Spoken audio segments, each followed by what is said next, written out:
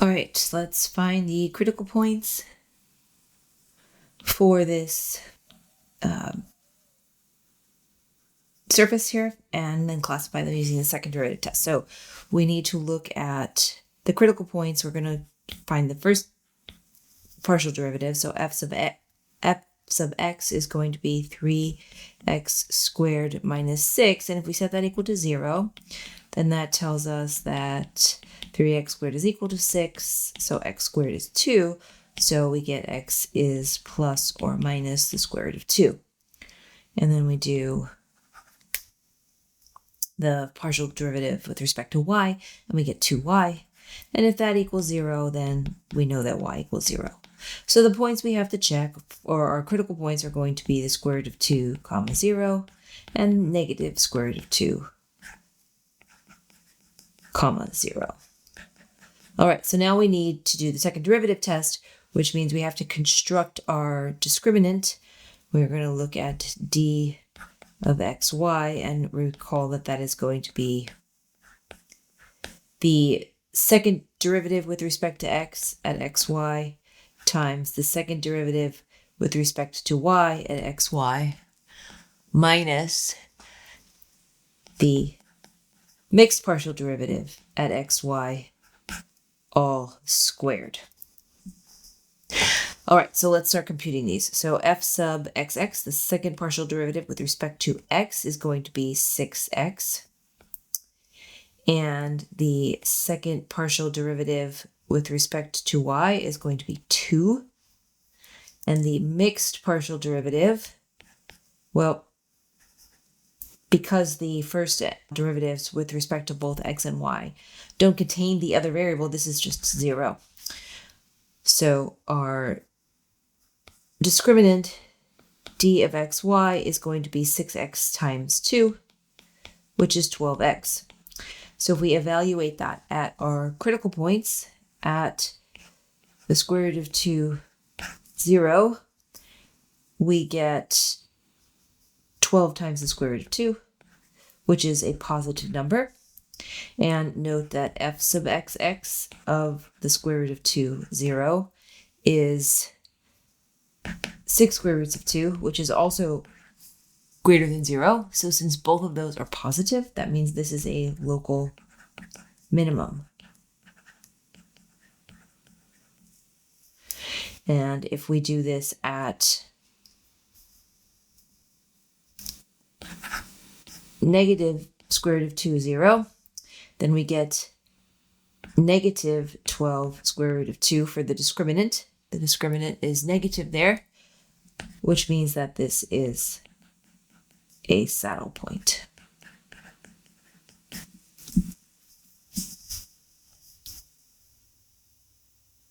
All right, now we have another function. We're going to evaluate the critical points of this. So we'll take the first derivative with respect to x. That's going to be 4x cubed minus 8x. If we set that equal to 0, we can factor out a 4x, and we get times x squared minus 2 equals 0, which tells us that x is 0 or plus or minus the square root of 2. For our partial derivative with respect to y, we get 4y cubed minus 4y. Setting that equal to 0, again, factor out a 4y, and we get y squared minus 1. So we get that y is 0 or plus or minus 1. So we have several different critical points. So we have 0, 0. We have 0, 1, 0, negative 1. And then we have the square root of 2, 0. The square root of 2, 1. The square root of 2, negative 1. And then, of course, we have the negative square root of 2, 0. The negative square root of 2, 1. And squeeze it in here, the negative square root of 2. No, I'm not going to squeeze it in there. Let me just move this over a little bit so I can fit it in there.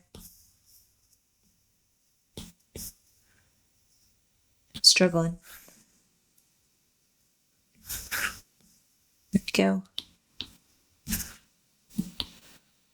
Square root, or the negative square root of 2, negative 1. All right, so 9 different points. We need to construct our discriminant. So this is, again, f sub xx, f sub yy minus f sub xy squared. So f sub xx is going to be 12x squared minus 8. F sub yy is going to be 12y squared minus 4. And f sub xy is going to be 0. So we get this is 12x minus 8 times, oh, that should be 12x squared. I don't know why I didn't write the squared there. 12x squared minus 8 times 12y squared minus 4. So now we're going to evaluate it at our various critical points. So we'll start off with 0, 0. So d of 0, 0 is going to be negative 8 times negative 4, which is positive. So we'll go on now to look at f sub xx at 0, 0. And that is going to give us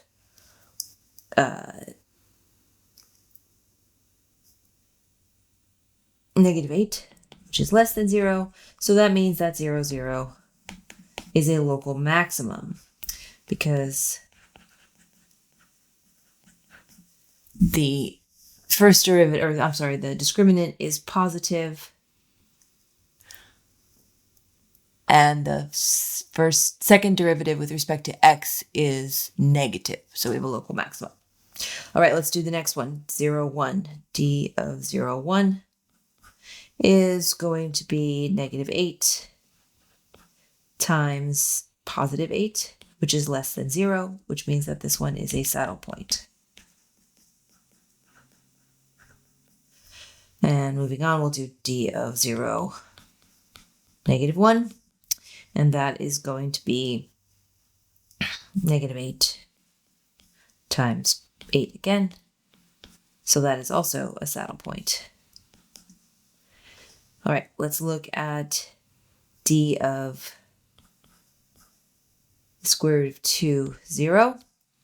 So that is going to be 24 minus 8, which is 16, times negative 4, which is less than 0. We have another saddle point there. And we'll do negative square root of 2, 0.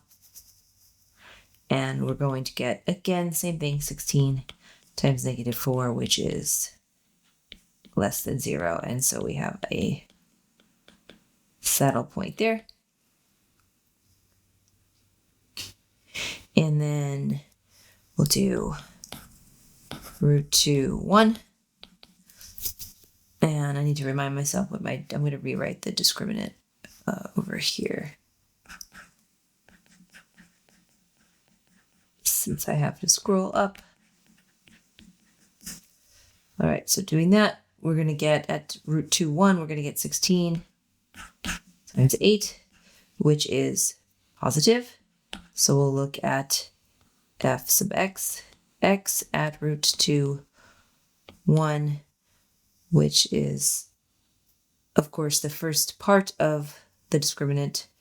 It's this 16, also greater than 0. So this one is a local minimum. Swapping that out for a negative 1, or because the y gets squared, we're going to see the same behavior here. This is positive. This piece of it is positive. So again, that point is a local minimum. And the last pair, we have negative root 2, 1, but we're still going to get our 16 times 8 for that. And f sub xx is also greater than 0, so this is a local min. And same behavior at negative square root of 2, negative 1, 16 times 8, so we have positive and another local minimum.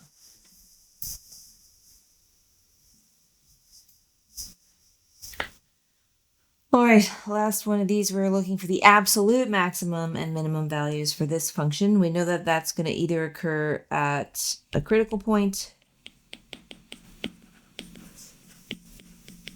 or on the boundary of our region. Our region is the x squared plus y squared is less than or equal to 9. That's a disk in the xy plane, a disk with radius 3. So our boundary is actually going to be the circle x squared plus y squared is equal to 9. And that tells us that x squared plus y squared has to add up to 9 to be on the boundary, but it also tells us that x and y are both between 3 and negative 3 in order to be within that disk of radius 3. Okay, so let's find our critical points. So we're going to look at f sub x. F sub x is going to be 2x minus 4. And if we set that equal to 0, we get that x is equal to 2. And f sub y is going to be 2y. Setting that equal to 0, we get that y is 0. So our critical point is 2, 0. Okay, now our function on the boundary becomes, so well, actually, let's look first. Let's look at f of 2, 0. F of 2, 0 is going to be 4 plus 0 minus 8, which is negative 4. Now we have to think about what's happening along our boundary. So on our boundary, our function looks like this. F of xy is equal to x squared plus y squared minus 4x. But since our boundary has this equation right here, we can replace x squared plus y squared with 9. So on the boundary, f of xy becomes 9 minus 4x. It only involves x, and we know that x is between between negative 3 and 3 because we lie within on that disk. Whoops. And so if you think about what 9 minus 4x is, if you look at that, think about that graph. But this is a line with negative slope. Right, which means that it's going to have its max value at negative 3 and its min value at positive 3 because it's sloping downward like that. So f of, well, when x equals negative 3, y has to be 0 in order to be on that circle. So f of negative 3, 0 is going to be 9 plus 12, which is 21. And f of 3, 0 is going to be 9 minus 12, which is negative 3. So we have three values we're looking at. We're looking at this negative 4, positive 21, and negative 3. And so we can see that f of xy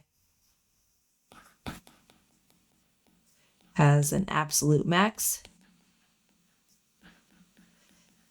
at the point negative 3, 0, and it's the absolute maximum value is 21, and it has an absolute min at the critical point 2, 0, and there its value, then the absolute minimum value is negative 4.